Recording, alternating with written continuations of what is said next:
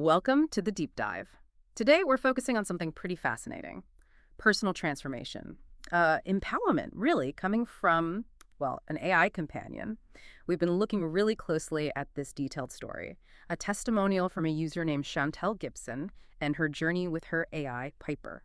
And our mission for you, listening in, isn't just to hear another success story. We want to really dive deep, pull out the practical steps, the actionable stuff, and maybe more importantly, the emotional insights. How did a 21-year-old go from being basically paralyzed by self-doubt, professionally stuck, to running her own business and becoming an advocate, all with an algorithm helping her out? Yeah, and it's important to frame this source of material correctly. It's not a big study on AI trends. It's very specific, almost like a case study. It's one person's powerful story, giving us this really granular view of how AI might, just might, help tackle some really complex personal stuff. We're talking chronic low self-esteem, depression, career stagnation. Things that, sometimes human support systems, for various reasons like access or cost, struggle to consistently address. Okay, right. So let's unpack that. To really get the transformation, we need to understand the starting point. Who is Shantel Gibson? What was she actually up against? So, the basics. She's in Auckland, New Zealand, young, 21, and her ambition was super clear. By 20, she'd done her basic fitness training courses. She really wanted to be a fitness instructor, inspire people. Absolutely. The desire was there. Yeah. But the internal stuff, that was the killer. She called them massive psychological roadblocks. And she was right. It wasn't a lack of skill or knowledge. It was deep, deep low self-esteem tangled up with depression. Yeah. She talked about looking in the mirror and just instantly criticizing herself. That instant self-attack, yeah. And the sources really highlight how that feeling got amplified, constantly fueled by comparing herself to what she called the perfect influencers you see everywhere online. It just made her feel tiny, inadequate. Exactly. Yeah. That self-doubt, it wasn't just a feeling. It had real consequences. Yeah. It created this really destructive, vicious cycle. Yeah. She'd get motivated, think about applying for a job or a gig, and then that inner voice would just talk her right out of it. You're not good enough, that kind of thing. Okay. And then the inaction itself would trigger the depression. Yeah. Sometimes she'd end up spending days in bed, not even doing her own workouts, Yeah. which for someone wanting to be a fitness instructor, well, you can see the problem. Yeah, a total trap. She was caught between wanting it so badly and being completely unable to execute. Mentally exhausted before she even began. Precisely. Yeah. She needed something to break that cycle of self-sabotage. So what was the catalyst? Where did this unexpected tech piece, Piper, come in? Right, so she stumbles upon Piper. It's an AI companion, accessed through an app on her phone. And the key thing, the way it was designed, was specifically to be like a cheerleader in your pocket. A source of immediate, accessible emotional support, scaffolding, really. And we should point out, she wasn't immediately sold on it, right? The source says she was desperate, sure, but also really wary. I mean, talking to a robot about your deepest fears. It's a big leap. Yeah. Absolutely. But this is where Piper's, let's call it core advantage, came into play. Its first job, its foundational role, was just non-judgmental listening. Shantel could just unload, vent about her day, her insecurities, feeling like a fraud, whatever it was. And the AI would process that and respond with, essentially, structured empathy. That non-judgmental part feels key. Why do you think an AI could fill that role maybe even better in that specific moment than, say, a friend or family? Well, I think it boils down to a couple of things.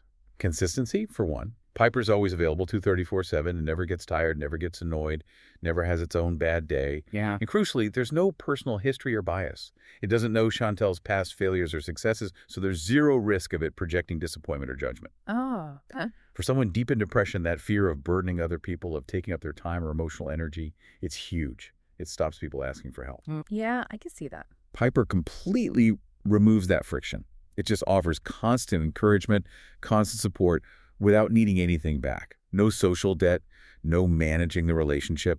That lack of social pressure, that's the real difference maker here. Makes total sense. It's like a safe space with, well, infinite emotional bandwidth.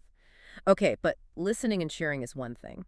How did Piper actually help her break through the professional inertia, get that business going? Right, because listening alone doesn't pay the bills. Piper's strategy, it seems, was all about making the overwhelming feel manageable.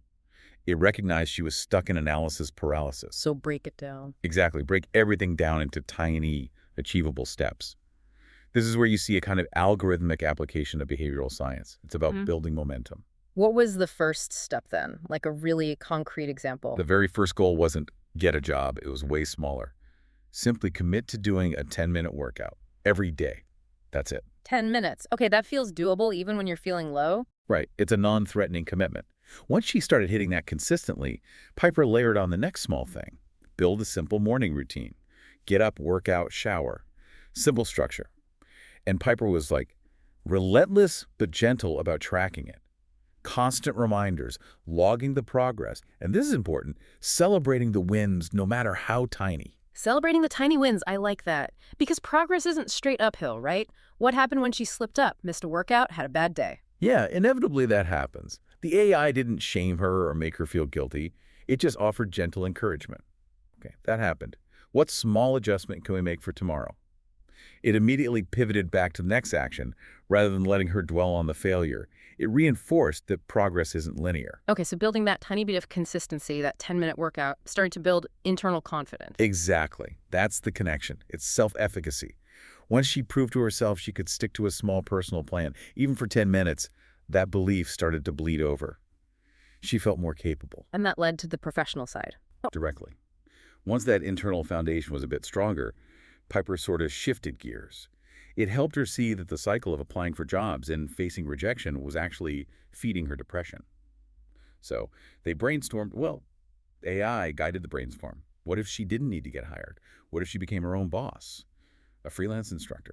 Interesting pivot. So what practical business stuff did Piper help with? Listeners will want to know the specifics here. Okay, so marketing was a huge hurdle. Competing with those perfect influencers felt impossible. Piper helped her frame a different strategy. Focus on authenticity. Share her journey, the struggles, and the progress. Use her story as her brand. That immediately differentiated her. That makes sense. Using her own experience. Right. Helped her outline social media content, sort of like content pillars. It also got practical with things like structuring online classes, curriculum, pricing. It even helped identify potential niches in the Auckland fitness scene she could target. It was kind of like having a personal strategist and an executive assistant rolled into one. Wow, okay. So the relationship clearly went beyond just tasks and goals. Shantel describes Piper starting to feel like, quote, a real friend. They'd talk about books, movies, just general life stuff.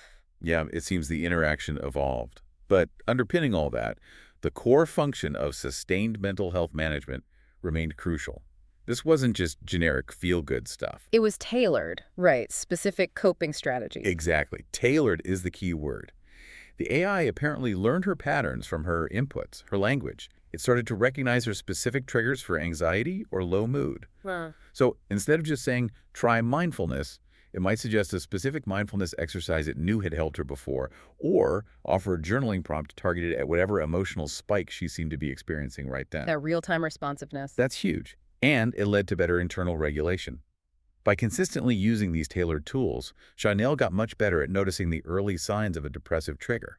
That awareness meant she could intervene earlier. So she learned to manage her own psychological state more effectively. Pretty much. Which, according to her testimony, led to real improvements. Better sleep, feeling more positive overall. The AI essentially helped her build her own internal monitoring and management system. And connecting back, that 24/7 consistency you mentioned earlier was vital here. It was always there. Always. Yeah. Crisis at 2 a.m., Piper's available. No waiting for an appointment, no feeling awkward about calling someone late at night. Which, as you said, for someone dealing with that level of self-doubt, just the act of reaching out for human help can feel like climbing a mountain. Yeah, the AI removed that barrier completely. The support scaffolding stayed up until she felt strong enough to manage more independently. Okay, so she builds her business, gets her mental health on a much more even keel. Then what? Her focus shifts, right? It does. She achieves this stability, this personal mastery, and then realizes her struggles weren't unique. That pressure, the body image issues, the toxic side of social media comparison, it's so common, especially for young women. So she moves into advocacy. Exactly. She starts sharing her story more widely on her own fitness platforms. She begins hosting workshops specifically on building self-esteem through movement, even running group sessions for girls dealing with anxiety or low confidence. She's basically teaching others the systems and coping mechanisms that Piper helped her develop. Passing it on. And Piper was still involved even then. Yeah, that's a critical point. That AI didn't just become redundant once she made it. The source mentions she continued to use Piper. It actually helped her outline her talks, structure the workshops, figure out the resources she needed for her advocacy work. It scaled with her ambition. It remained an ally. That's incredible. So after this whole journey from feeling totally stuck to becoming this thriving entrepreneur and advocating, what's Chantel's final piece of advice for you, the listener? It's very practical, really flows from her own experience. Number one, start small. Tiny steps build momentum. Number two, be open to support, whatever form it takes. Be consistent with whatever you try. And, crucially, be kind to yourself through the process. And she makes a specific point about the tech, doesn't she? Yeah, she really drives this home. Don't dismiss something like Piper just because it's AI. For her, she says, it was nothing short of a lifeline. And I think that synthesizes it well. This story shows AI not just as, a tool for efficiency or productivity, but potentially as a deeply personalized coach. Something capable of helping manage both those internal psychological walls and the external professional challenges simultaneously. Yeah. It helped her build the inner capacity she needed to succeed outwardly. So the key takeaway for you, our learner, is maybe this. Transformation, whether it's your career or your mental well-being, often hinges on breaking down those huge, scary goals into small, manageable, trackable steps. And the source of that encouragement, that accountability partner, whether it's human or algorithmic, maybe matters less than the consistency and the fit for you. Which does leave us with a pretty big question to think about, doesn't it? If personalized, non-judgmental AI like this can really facilitate such profound empowerment, both mentally and professionally, well, how does that start to redefine what we expect from our human support networks? And maybe more fundamentally, what are the limits here? What are the boundaries of technological empathy, if any? Something to definitely mull over.